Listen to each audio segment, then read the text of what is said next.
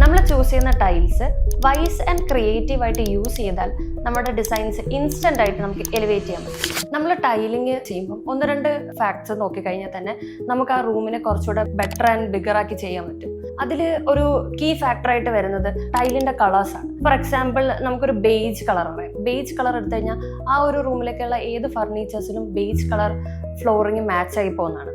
Tile size ഒരു മാറ്ററാണ്.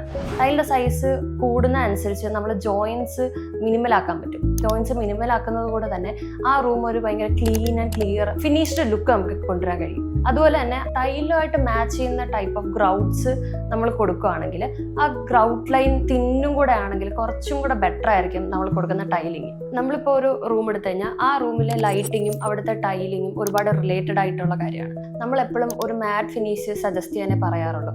കാരണം മാറ്റ് ഫിനിഷിൽ കൊടുക്കുകയാണെങ്കിൽ അത് ഒരുപാട് ലൈറ്റ് അബ്സോർവ് ചെയ്യത്തില്ല. ആ റൂമിലേക്കുള്ള എല്ലാ കണ്ടന്റും ആ റൂമിൽ തന്നെ നിൽക്കുന്ന രീതിയിൽ നമുക്ക് ഫീൽ ചെയ്യാൻ പറ്റും. നമ്മൾ ആ റൂമിലൊരു വാം ലൈറ്റാണ് കൊടുക്കുന്നതെന്നുണ്ടെങ്കിൽ അവിടുത്തെ ടൈലിനെയും ആ ടൈലിൻ്റെ ടെക്സ്ചറിനെയും കുറച്ചുകൂടെ എൻഹാൻസ് ചെയ്ത് നമുക്ക് കാണിക്കാൻ പറ്റും.